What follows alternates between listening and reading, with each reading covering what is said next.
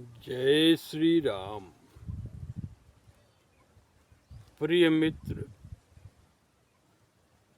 आपकी बुद्धि हो निष्काम,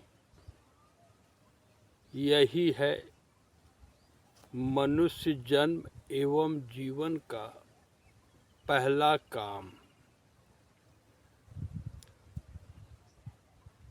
बाबू वीरेंद्र सिंह भाई जो पीएचडी के दौरान साथ में रहे,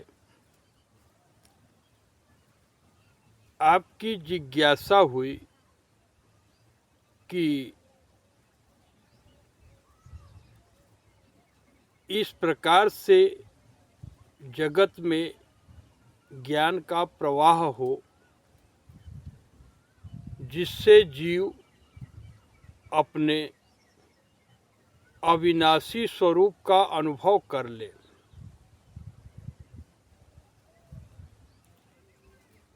तो मित्र, सर्वप्रथम तो सभी कुतर्कों को दूर करके आप कुछ मुख्य आधार जो इस वर्तमान शरीर की अवस्था है,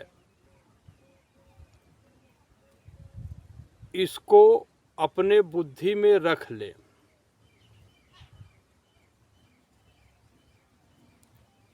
पहली बात तो यह रख लें कि संपूर्ण ब्रह्मांड में 3 लोक 14 भुवनों में अब आपके इस मित्र को किसी पद, भोग और ऐश्वर्य की कामना नहीं है।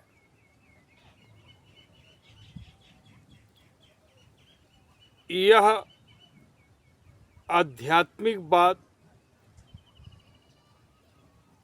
यदि समझने में थोड़ी सी भी असुविधा हो तो आप इतना रख लीजिएगा कि इस जगत में कोई मनुष्य, नर हो नारी हो, एक क्षण के लिए भी याद करे, इसकी कल्पना इस बुद्धि में नहीं रही, क्योंकि यह बुद्धि बधी हुई नहीं है। रोटी भी इसको नहीं बांध पाई। प्रकृति में पत्ता पानी ही बहुत है। ठीक, इस शरीर में जो प्राण है वह मात्र श्री शिव जी का अनुभव जीव को हो, इसी के लिए है। और यह मन प्रभु का दास हो चुका है और बुद्धि दासी। इस शरीर के द्वारा जो भी सेवा इस जगत में हुआ, अब प्रति उपकार का कोई स्थान ही नहीं बचा।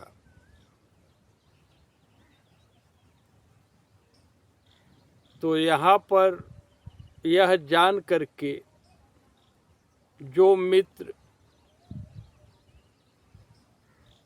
श्री रामचरितमानस वगैरह थोड़ा सुने होंगे, उनके अंदर यह जिज्ञासा हो सकती है कि प्रभु श्री राम जी कहते हैं कि हनुमान जी से कि मैंने मन में विचार करके देख लिया कि मैं हनुमान जी आपसे उऋण नहीं हो सकता, मैं क्या आपका प्रत्युपकार करूं।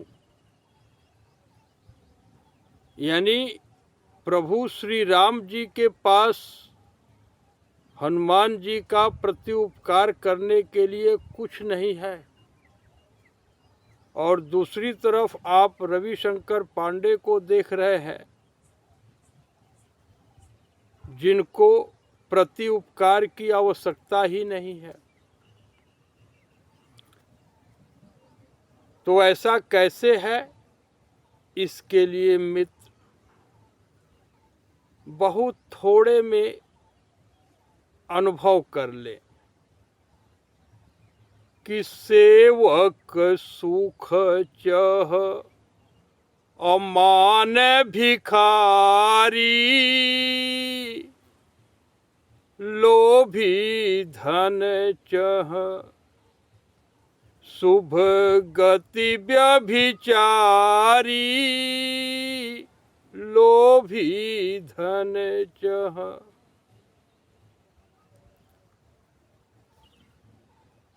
यहाँ पर सिर्फ अपनी बात को रख देते हैं कि सेवक यदि किसी इंद्रिय सुख की कल्पना करेगा तो वह सेवकाई नहीं कर सकता।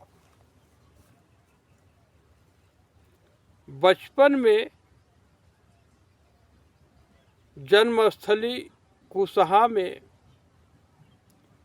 आपका यह मित्र 1989 to 91 यानी सन 1989, 90 और 91 3 साल लक्ष्मण का पाठ किया था। तो जब श्री राम वनवास हुआ उसमें प्रभु को बहुत कुछ समझाना पड़ा सीता जी को, लेकिन लक्ष्मण जी जब बोले कि भैया जो आपका सेवक हो मन वाणी और कर्म से, क्या उसका भी त्याग आवश्यक है? क्या उसका त्याग हो सकता है? तो प्रभु श्री राम जी के पास समझाने के लिए कुछ भी नहीं है। और प्रभु साफ साफ कहते हैं, भाई लक्ष्मण, माता सुमित्रा से अनुमति ले लो और चलो भाई, क्योंकि जो किसी भी काल में मन वाणी कर्म से जो किसी का सेवक हो जाएगा तो भगवान भी उसका त्याग नहीं कर सकते। तो रज और वीर से उत्पन्न मनुष्य क्या करेगा? अब यह जो बीज रूप से भाव बैठा था,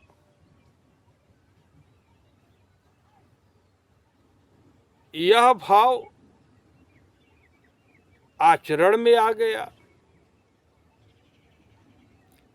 आपका यह मित्र जहाँ भी रहा श्रद्धा और समर्पण के भाव से सेवा करता गया और किसी से कोई लालच रखा ही नहीं,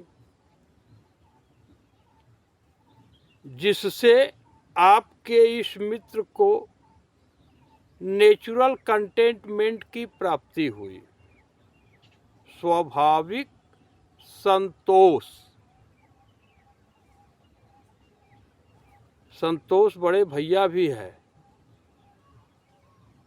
तो स्वाभाविक संतोष, स्थिर बुद्धि और श्री शिव जी में पूर्ण विश्वास, जो कि दृढ़ आस्तिकता के बाद ही कोई जीव प्राप्त कर सकता है। ये तीन तत्व हैं: स्वाभाविक संतोष, स्थिर बुद्धि और श्री शिव जी में पूर्ण विश्वास। प्रभु श्री शिव जी की उपासना के लिए ये तीनों तत्व आवश्यक है। इसलिए आप वह ज्ञान जिससे आपकी पुनरावृत्ति न हो और आप मनुष्य शरीर से अपने अविनाशी, अनुपम भाई, सबसे सुंदर स्वरूप का अनुभव कर लें और आप परम गति को प्राप्त हो, यही भाव लेकर के श्री राम आधार शांति केंद्र से यह वाणी प्रकट हो रही है, जो कि अकथनीय है। यानी उसको वाणी के माध्यम से वर्णन किया ही नहीं जा सकता और सुनने में, समझने में तो आती है बात, लेकिन क्रियान्वयन करने की क्षमता अभी जनमानस में नहीं है। तो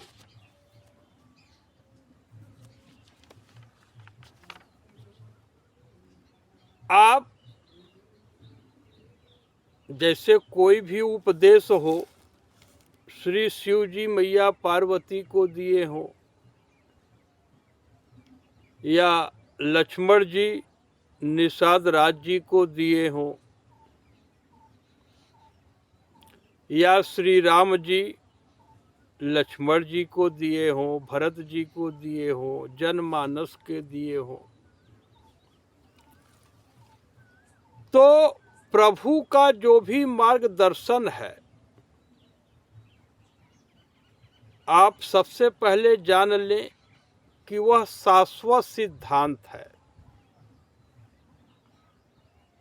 अर्थात प्रभु के मार्गदर्शन पर भगवतमुखी मनुष्य कभी एक शब्द का टिप्पणी करने के लिए एक श्वास में सोच भी नहीं सकता।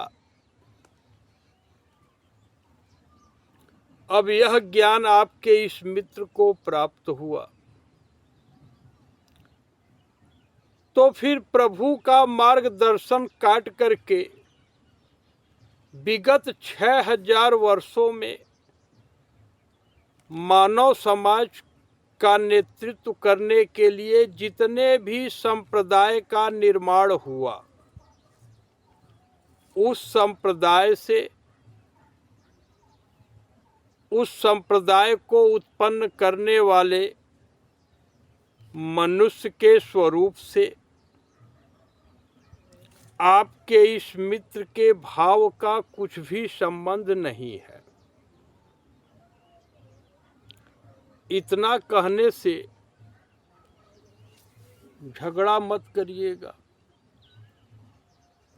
क्योंकि यह अपना अनुभव है कि जो प्रभु का सेवक हो जाएगा तो एक साधारण पुत्र भी नहीं, अपने पिता का, जो अपने पिता का आज्ञाकारी पुत्र हो, वह स्वप्न में भी अपने पिता का विरोध नहीं कर सकता। ठीक, तो फिर वह अलग से कोई संप्रदाय का उत्पन्न करेगा। अब यहाँ पर तो यह सारी व्यवस्था है, नाम लेने से लोग विरोध करेंगे, लेकिन जनमानस को प्रमाण चाहिए। इसके लिए भक्ति के नाते भले से ही यह सब ज्ञान आपको प्राप्त हो जाए, लेकिन चूंकि इनकी वाणी किसी युग में, किसी कल्प में कोई मनुष्य काट ही नहीं सकता। मनुष्य, देवी देवता, ऋषि मुनि कोई नहीं काट सकता। और दुष्ट बुद्धि के नाते तो निकृष्ट प्राणी प्रभु श्री राम जी पर भी कलंक लगाने का प्रयास करते हैं। बाली को छुप के मार दिए, गर्भवती सीता जी को घर से निकाल दिए। तो ऐसे निकृष्ट प्राणी से तो कोई संबंध ही नहीं रख सकते जो भगवान में दोष देखे। इसके अलावा धरती पर जो मनुष्य समाज का नेतृत्व करने के लिए संविधान है, कॉन्स्टिट्यूशन ऑफ दिस वर्ल्ड,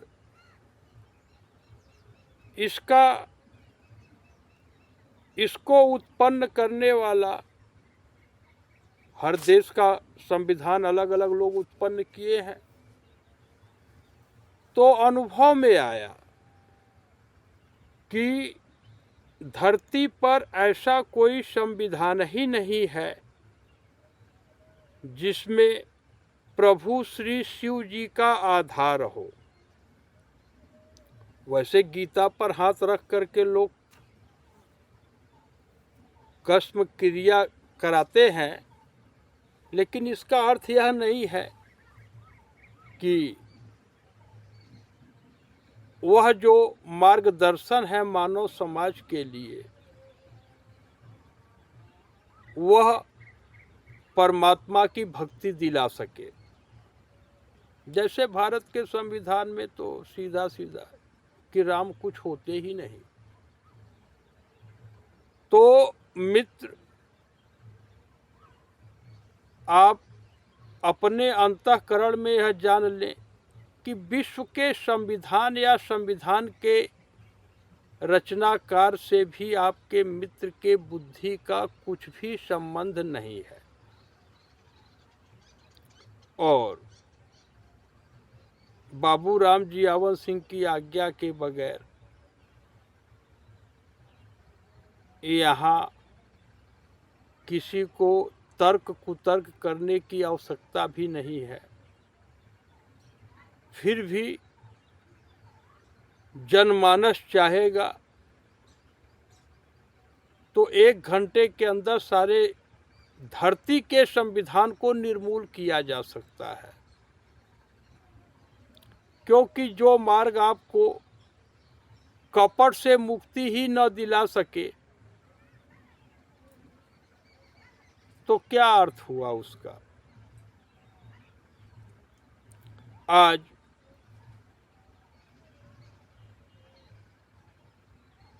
29 अप्रैल है 2024। इतनी बाड़ी के पीछे भाव मात्र इतना ही है कि अब इस जगत में ब्रह्मा जी के प्रपंच से आपके इस मित्र के बुद्धि का कुछ भी संबंध नहीं रहा। ना तो कोई कर्तव्य बचा है और ना ही कोई प्रयोजन है। और जो अनुभव है, आपको सीताराम जी की मूर्ति अनुभव करके वाणी के माध्यम से आपके सामने प्रकट हो रहा है। और बार बार रिपीट क्या करे, फिर भी प्रति उपकार कुछ भी नहीं चाहिए। कोई नारी आपके इस मित्र को सपने में भी स्वामी जी कहे, यह आपका यह मित्र एक श्वास में कल्पना भी नहीं कर सकता, क्योंकि आपके मित्र की जो बुद्धि हो चुकी है, इसके अनुसार धरती पर प्रत्येक नारी का पति ही उसका शिव जी है, प्रत्येक पुत्र का पिता ही उसका शिव जी है। वीरेंद्र भाई अपने बच्चे को समझा दीजिएगा। सपने में भी अगर कोई पिता के विपरीत सोचता है तो वह पुत्र नहीं है। कोई नारी पति के विपरीत एक श्वास में भी कल्पना करती है तो वह मात्र अपने बाप की बेटी है, वह पत्नी नहीं हो सकती। खैर, तो जहाँ तक वीरेंद्र भाई आपका जिज्ञासा रहा कि कहाँ तक, किस ज्ञान तक मनुष्य अपने स्थिति से गिर सकता है, तो ऐसा मनुष्य जिसे 3 लोक 14 भुवनों सहित ब्रह्मा जी का भी ज्ञान हो, वह भी अपने स्थिति से नीचे गिर जाता है।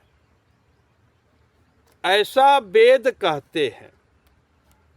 जब प्रभु श्री राम जी का राज तिलक हुआ लंका से लौटने के बाद, तो वेद लोग भाट का रूप धारण करके प्रभु के दरबार में आते हैं और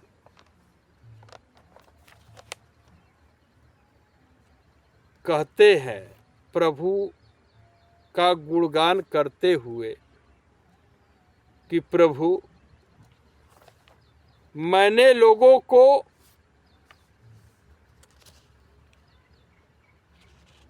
ब्रह्मलोक तक पहुंच करके भी नीचे गिरते हुए देखा है। तो आपका यह मित्र ब्रह्मा जी के भी पद का परित्याग कर दिया, अर्थात संपूर्ण जगत में किसी रूप से, किसी नाम से अब आपके इस मित्र का स्वार्थ युक्त कोई भी संबंध नहीं रहा।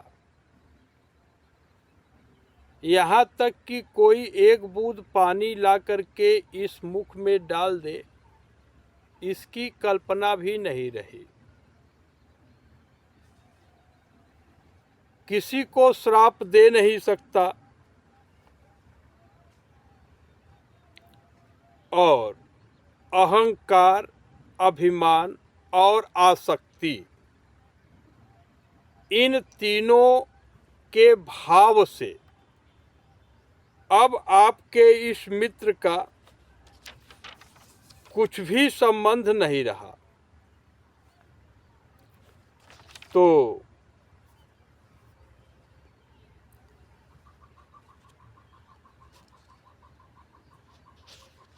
मित्र ज्यादा क्या कहें, अब इस अनित्य, परिवर्तनशील एवं नश्वर जो तत्व हैं, यानी पीरियाडिक टेबल के 118 एलिमेंट्स जितने भी हों, सब इनमें आपकी बुद्धि लिप्त न हो और आप अपने परमानंद स्वरूप को प्राप्त कर लें, इसके लिए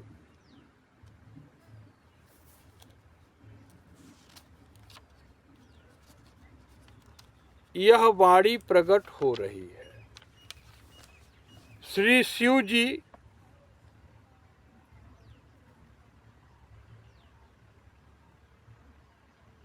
के चरणों में आपको अनन्य भक्ति प्राप्त हो,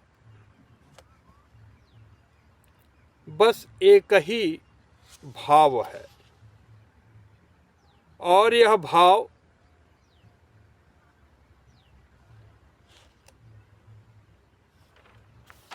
सबके लिए है।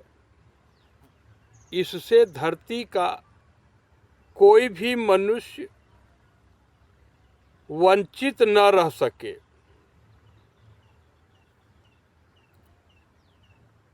तो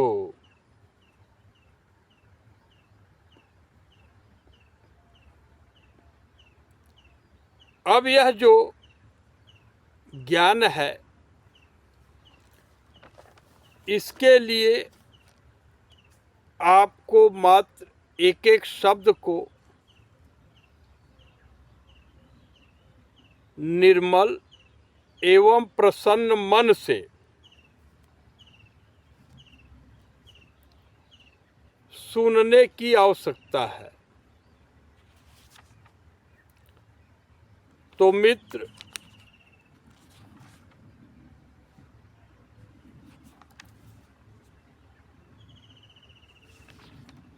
लक्ष्मण जी का वह भाव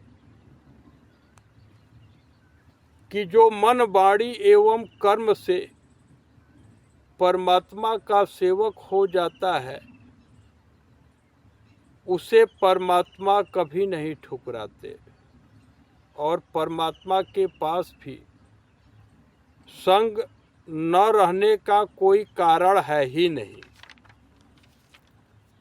तो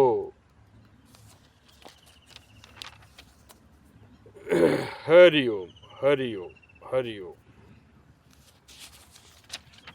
तो जैसा कि आप जानते हैं, शूर्पणखा एक रावण की बहन थी। उसको भी यह जानकारी थी कि राजनीति बिनु अधन बिनु धर्मा, हरहि समर्पे बिनु सत्कर्मा। यानी आपको नीति नहीं पता है तो आपका राज करना व्यर्थ है। राज नीति बिनु अधन बिनु धर्मा। यदि आप धर्म का अनुसरण नहीं करते तो पुष्कर भैया करोड़ों की संपत्ति व्यर्थ है। और हरहि समर्पे बिनु सत्कर्मा, जब तक आप अपने सात्विक कर्म को भी, पापमय कर्म की तो बातें ही छोड़िए, जो सबसे सुंदर सुंदर कर्म किए हैं, जब तक आप सभी कर्मों को भगवान विष्णु को समर्पित नहीं कर देते, तब तक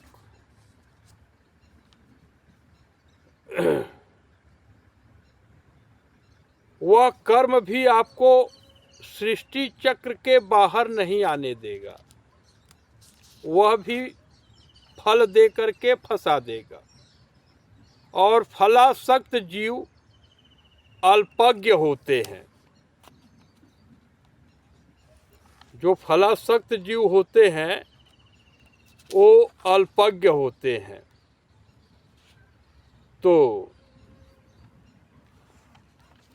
यह जो शूर्पणखा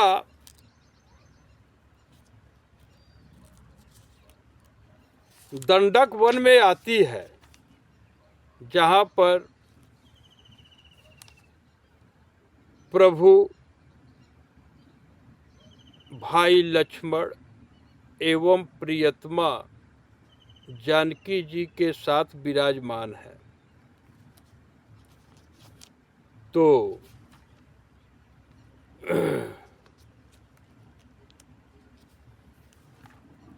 वह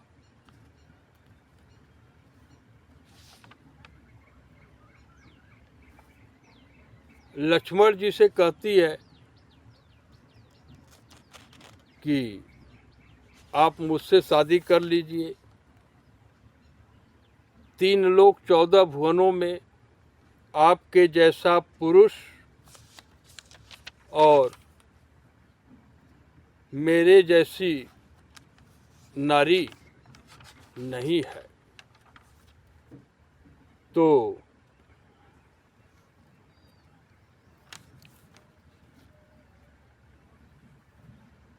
लक्ष्मण जी को पता है कि यह राक्षसीन है,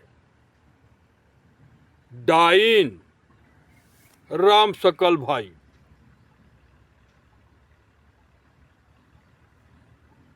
फिर भी कहते हैं कि सुंदरी सुनु मैं उनकर दासा, पराधीन नहीं तोरे सुतुपासा, पराधीन नहीं तोरे सुपासा। इसका भाव है कि प्रभु लक्ष्मण जी साफ साफ कहते हैं कि मैं तो प्रभु श्री राम जी का सेवक हूँ, इसलिए पराधीन हूँ। मेरे यहाँ सुख की कोई वस्तु तुम्हारे लिए नहीं है। तो मित्र, आप जहाँ भी हैं, बस इतना जान ले, जगत में सुंदरता नाम की जितनी वस्तु रही वह सब आपके मित्र के लिए सुरफुड़का के बराबर हो गई।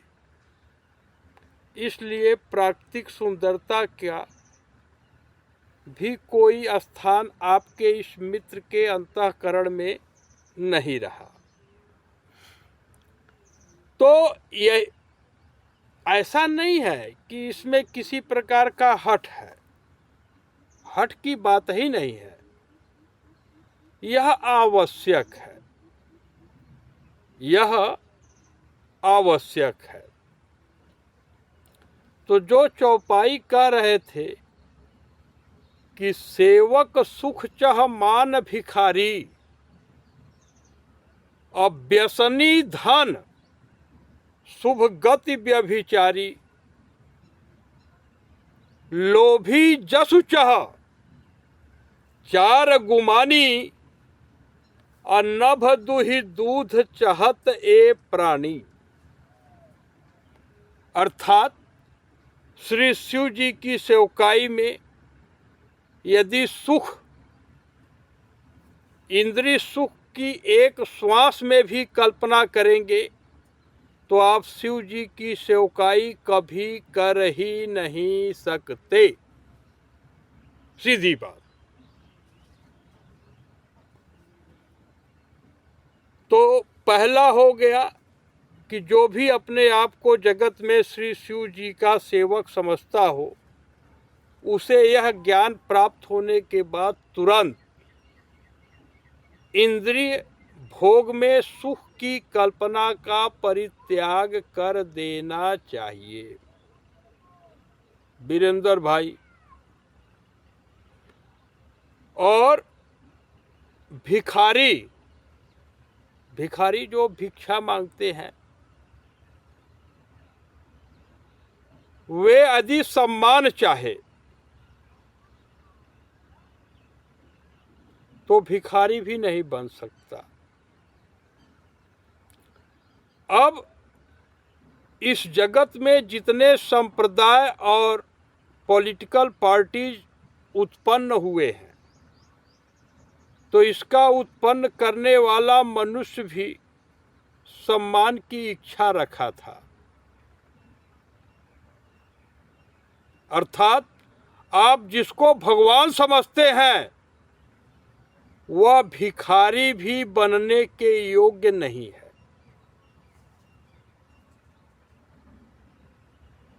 यदि भक्ति के नाते आप समझना चाहें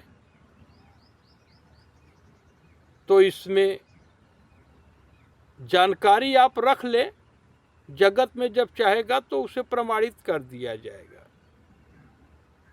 इसमें जितना भी आप मूसा, मोहम्मद, इब्राहिम, साईं मियाँ, बुद्धा, कबीरा, रविदास चमार या गोविंद राय, जितने भी नौटंकी पैदा हुए हैं, सब के सब, क्योंकि आपके मित्र के बुद्धि को यह अनुभव हुआ कि परमात्मा का सेवक श्रीमद् भगवत गीता पर एक शब्द का टिप्पणी करने के लिए सोच ही नहीं लिख करेगा,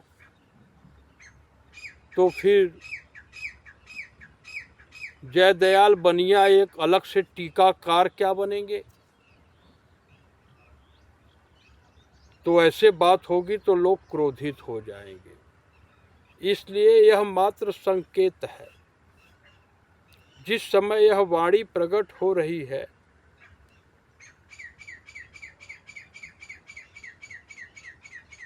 यह वैशाख मास का कृष्ण पक्ष का पंचमी तिथि है। तो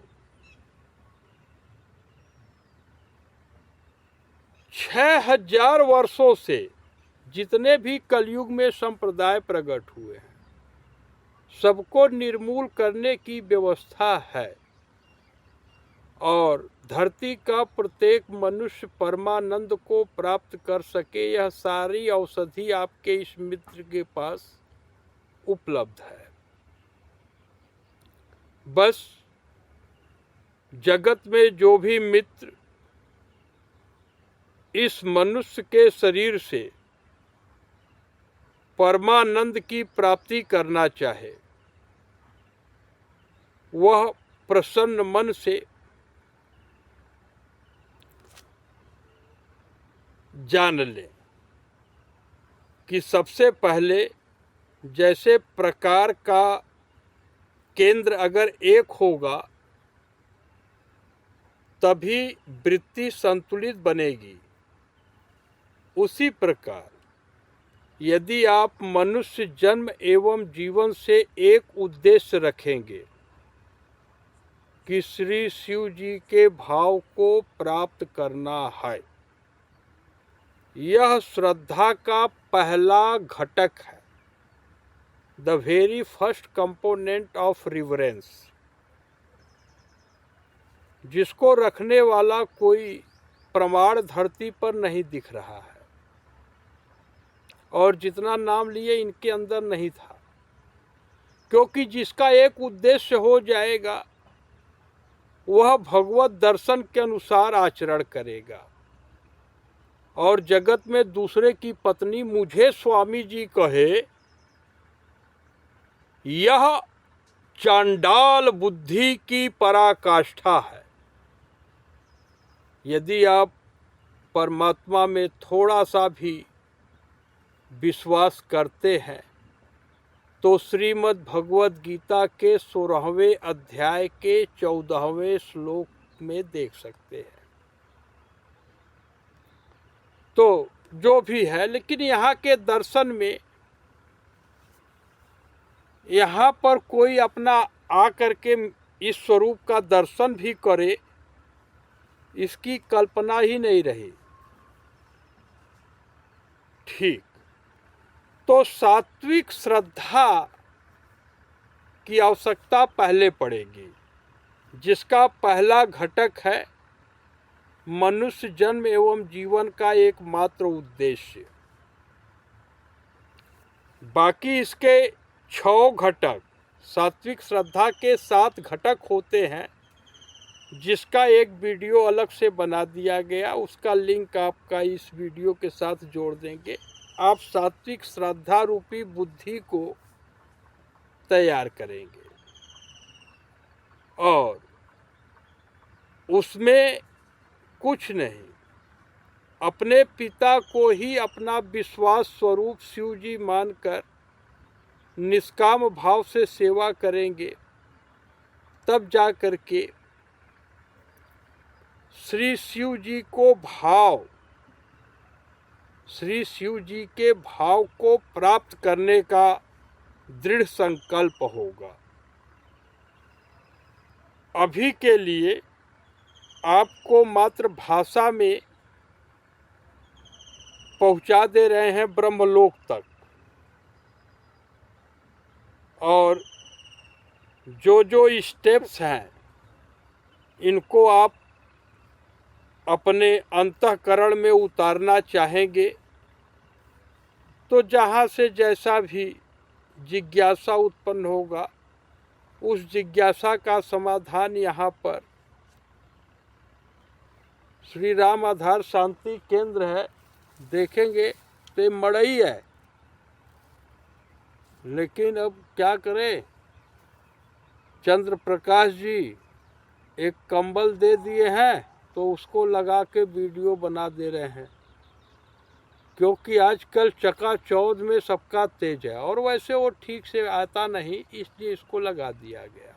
मित्र, सबसे अच्छी बात यह है कि यह जो भगवान का अनुभव हो जाने पर ब्रह्मा जी के पद तक का भी परित्याग तिनके के बराबर हो जाता है। जैसे अगर आप प्रैक्टिकल करना चाहे तो जैसे तिनका देख रहे हैं ना, आप भी अपने घर पे अपने एयर कंडीशन वाले अपार्टमेंट में यह प्रैक्टिकल जरूर करिएगा कि ब्रह्मा जी के पद तक का तिनके के बराबर त्याग हो जाता है। हर रूप में राम और सीता जी हैं, श्री शिव जी और मैया पार्वती हैं, गणेश जी तो सबके हृदय में है भैया। तो आपको ऐसा लगता होगा कि डॉक्टर रविशंकर पांडे मेरे से कुछ बात कर रहे हैं, आप इस भ्रम से यहीं पर मुक्त हो जाइए। ऐसा कुछ नहीं है। जब सपने में कोई एक बात माने, इसकी यहाँ कल्पना ही समाप्त हो गई तो बोल क्यों रहे हैं? तो आपके अंतःकरण में जो शिव जी हैं, पार्वती जी हैं, सीताराम जी हैं, गणेश जी हैं, उनसे बात कर रहे हैं। आपके रूप से, प्राण से, धन से, संपत्ति से इनका कुछ भी लेना देना नहीं। तो अहिंसा, जो अहिंसा परमो धर्मः आप जानते होंगे, तब जाकर के आपको इस तत्व का अनुभव होगा। तो इससे आप बच नहीं पाएंगे। इसको भी निष्काम रूपी अग्नि पर खौलाना पड़ेगा। यह दूध हो गया अहिंसा। इसीलिए कहते हैं ना कि मनुष्य जन्म एवं जीवन का पहला काम ही है निष्काम भाव। बिना अग्नि के कहाँ भोजन बनेगा? ठीक, तो भगवान की भक्ति रूपी भोजन चाहिए तो निष्काम अग्नि की आवश्यकता पड़ेगी। फिर इसको संतोष और क्षमा दो के सहयोग से इस उबले हुए अहिंसा रूपी दूध को ठंडा करना पड़ता है। जैसे यहाँ से यह वाणी प्रकट हो रही है, तो सृष्टि में आम आदमी की बात ही क्या, ब्रह्मा जी भी चाहें तो असंतोष का एक कण आपके इस मित्र के अंतःकरण में प्रमाणित नहीं कर सकते। संतोष प्राप्त हो गया, natural contentment. And without natural contentment desire can not be cease, यानी कामना का अंत नहीं होगा। वह एक संतोष तत्व ही है जो कि सभी लोभ को वैसे ही सोख लेता है जैसे अगस्त मुनि 3 अंजलि से समुद्र को गड़ाप कर लिए कि उदित पगस्ती पंथ जल सोखा, अजिमि लोभहि सोखहि संतोषा। तो जो संतोष को प्राप्त कर लेगा वहाँ लालच का कहाँ औकात है कि आँख उठा के देख ले। तो यहाँ लोभ का कोई बयार है ही नहीं। इस जगत में कोई एक सिक्के का सहयोग कर दे ऐसा कुछ नहीं रहा, और न तो इनके यहाँ कोई बैलेंस ही है। अब जब सभी कर्म भगवान को समर्पित हो गए, इस रूप से कुछ लेना रहा नहीं, इसके नाम से कुछ पाना रहा नहीं, तो फिर यह शरीर रहे चाहे छूट जाए। धरती पर किसी ब्राह्मण के हाथ का एक चावल का पिंडदान भी यह आपका मित्र नहीं स्वीकार करेगा। हाँ, लेकिन यह सब जो भाव है शरीर पर एक वस्त्र रहेगा तभी यह प्रकट कर सकता है। तो संतोष और क्षमा आपको यहां से पूरा का पूरा मिल जाएगा। आपको यानी धरती के प्रत्येक मनुष्य को चाहिए तो ले जाइए,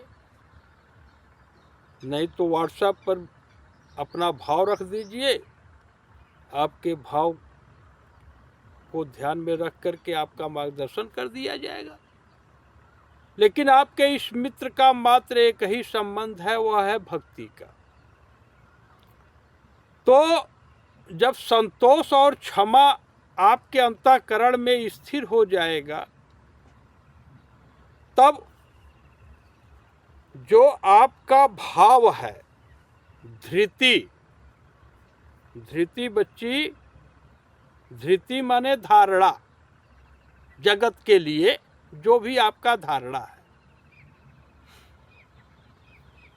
वह ठंडा दूध के बराबर हो जाएगा। इसमें जोरन डालना पड़ेगा। जोरन जानते होंगे, दही का कुछ अंश डाल देते हैं, दूध को ठंडा करके गर्म करने के बाद ठंडा करते हैं, जोरन डाल देते तो दही जम जाता है। तो जो जोरन होगा उसमें ताप कारक 6 भाव का अभाव हो, यानी आप अपने सपने में भी गिन लीजिए उंगली पर रुक्षता, किसी भी मनुष्य से रूखा व्यवहार मत करिए, यानी रूखे भाव का हमेशा के लिए त्याग कर दीजिए। रुक्षता,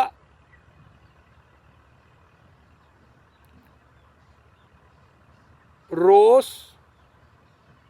किसी भी मनुष्य से क्रोध मत करिए।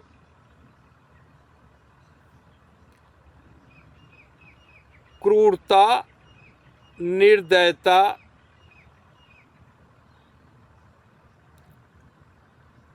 इन सब से अंतःकरण को शुद्ध कर लीजिए। सात्विक धारणा क्या होती है इसके लिए भी अलग से वीडियो बना है, आप उसको देख लेंगे,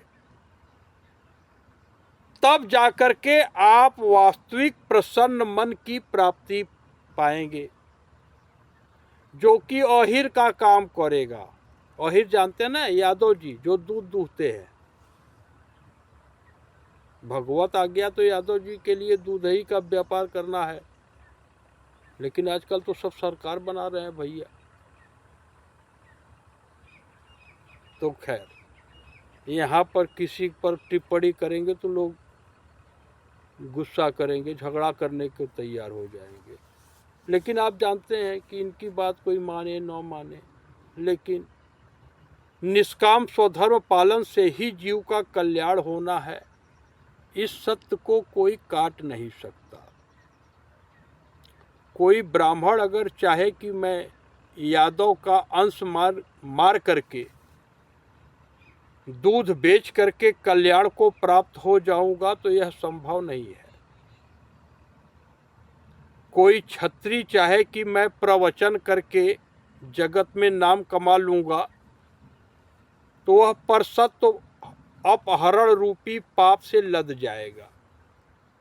या कोई बनिया चाहे कि मैं चमरौट का राज करके परम गति को प्राप्त हो लूंगा, तो नहीं, वह मात्र व्यवसाय के लिए है। लेकिन आज कलयुग के प्रभाव से सब लोग मनमानी आचरण कर रहे हैं। कोई बात नहीं, वो कलयुग के प्रभाव से कर रहे हैं, रविशंकर के प्रभाव से नहीं। इसलिए भैया, रविशंकर का यहाँ पर कोई दोष नहीं है। वैसे जगत में अभी साधु का एक चेहरा भी नहीं है जिसकी बुद्धि कपट से मुक्त हो। तो फिर इन्हें समझेगा कौन? बाबूराम जियावन सिंह जी, जो धरती पर एक लौते क्षत्रिय वीर पुरुष हैं जिनकी बुद्धि कपट से मुक्त हो चुकी है। ठीक, बाबूराम जियावन सिंह जैसा 49 संख्या में मनुष्य भाव रख ले, उसी दिन सतयुग का नींव पड़ जाएगा। वीरेंद्र भाई, पूरा अनुभव राम जी भाई का ले लीजिएगा। ठीक, तो जब यह प्रसन्न मन इस दही रूपी भाव को मथेगा, तब जाकर के वैराग्य रूपी मक्खन प्राप्त होगा। और उसमें भी मल रहता है वीरेंद्र भैया, इतना करने के बाद भी ममता रूपी मल, जिसको जगत में लोग प्रसिद्ध किए हैं कि माँ की ममता से बढ़ के कुछ है नहीं। तो ममता क्या है? मल। मल जानते होंगे, विष्ठा। वैराग्य में भी ममता रहता है। तब अब निष्काम अग्नि से काम नहीं चलेगा। तब चाहिए आपको योग अग्नि। अभी तो धरती पर योग के बारे में किसी को कुछ पता ही नहीं है। वैसे आप सीधे जान लें, परमात्मा के साथ नित्य संयोग ही वास्तविक योग है। अब यह योग यहाँ मिल गया तो इनका संसार से प्रयोजन समाप्त हो गया। तो जो योग को प्राप्त कर लेगा उसका संसार में कोई प्रयोजन हो ही नहीं सकता। तो जो गया गिनी करी प्रगट तब, कर्म शुभा शुभ लाई, बुद्धि सिरावे ज्ञान घृत, ममता मल जरी जाई। तब जाके यहाँ से ममता रूपी मल का नाश हो गया। इसका यह अर्थ नहीं है कि ये कह रहे हैं तो ये किसी को प्रदान नहीं कर सकते। किसी को योग चाहिए, वैराग्य चाहिए, ज्ञान चाहिए, भक्ति चाहिए, जो चाहिए सब ले जाइए। लेकिन आप सपने में भी एक क्षण के लिए रविशंकर को याद करें यहाँ तक आशा का बंधन इस बुद्धि को नहीं बांध सकती। ठीक, तब वह ज्ञान रूपी, वह ज्ञान आपको मिलेगा जो कि आपको भक्ति के दरवाजे तक ले जाए। लेकिन ऐसा नहीं है भैया, जब यहाँ तक ममता रूपी मल जर जाता है तब यह माया रिद्धि और सिद्धियां भेजती हैं। यहाँ भी आई थी, सेवा का अवसर चाहिए, लेकिन आपके मित्र की यह बुद्धि उधर देखी भी नहीं, क्योंकि रिद्धि सिद्धि को रख लेंगे तो उसी का अभिमान हो जाएगा। तो मित्र, रिद्धियां और सिद्धियां भी आपके इस मित्र की दासी नहीं बन सकती। कहेंगे ये क्या बात हुई, लोग जीवन में इतना तपस्या करते हैं रिद्धि सिद्धि पाने के लिए, और आप कहते हैं रिद्धियां और सिद्धियां आपकी दासी भी नहीं हो सकती। जी नहीं, दास दासी का तो किसी श्वास में स्थान है ही नहीं यहाँ पर। तो ठीक, तब जाकर के यह जो ज्ञान मिला, इस ज्ञान को रख लिए तब तक तो आप गिर जाएंगे।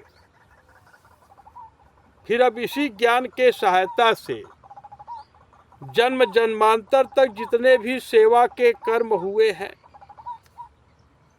सब इन कर्मों से फलाशक्ति का नाता समाप्त करना होगा। माने कि जैसे आप देख रहे हैं, अभी डॉक्टर रविशंकर पांडे को किसी से कुछ चाहिए ही नहीं चाहिए। इनके लिए स्वर्ग भी सूखी हड्डी के बराबर है। अब इस मुख से क्या कहें, वो बाबू राम जियावन सिंह जी से हमेशा कहते हैं कि जब भी कोई मित्र आपसे बात करे तो आप मात्र अपना सत्य अनुभव दीजिए, क्योंकि चुगलखोरी का स्थान इस अवस्था में हो ही नहीं सकता। अंदर कुछ बाहर कुछ, इसे कहते हैं चुगलखोरी। तो मित्र अनुभव में आ गया और रिद्धि सिद्धि की तरफ यह बुद्धि नहीं देखी। बहुत सभी अलौकिक अनुभव हुए। आप लोग बहुत, ये तो धर्म गुरु देश के नाम से जाना जाता है भारत देश, तो इतना सबको पता, बहुत लोगों को पता होगा। कर्मण्येवा अधिकारस्ते माँ फलेषु कदाचन अमा कर्म फल हेतुर्भुर्मा। क्या है? ते संगस्त्व कर्मणि, अर्थात कि मनुष्य मात्र का अपने कर्म में ही अधिकार है, इसके फल में कभी नहीं। अब वीरेंद्र भाई, आप सन 2000 में मिले थे, अभी 2024 चल रहा है, आपका इतना अनुभव है, इस ज्ञान के रास्ते आप भक्ति की धारा में प्रवेश कर जाएं। कब करेंगे कब नहीं करेंगे अब यह तो निश्चित नहीं है। तो जहाँ तक फल में आसक्ति रही, सबका परित्याग हो गया। अब किसी से कुछ चाहिए ही नहीं चाहिए। ठीक, तो आपके मित्र को अनुभव हुआ कि जो आत्मा इस हृदय में है वही आत्मा आपके भी हृदय में है। तब आत्मवत् सर्वभूतेषु, अर्थात इस रूप का परमात्मा से अलग कोई अस्तित्व है ही नहीं। तो इस प्रकार से 3 लोक 14 भुवनों का परित्याग हो गया। अब यहाँ से इस सृष्टि में प्रवेश करने का कोई औचित्य ही नहीं रहा। यही है परम गति, और इसी को प्राप्त कर लेने के बाद जगत में कुछ भी पाना शेष नहीं रह जाता। तो सबका कल्याण हो, और सभी विजयी हों। जय श्री राम।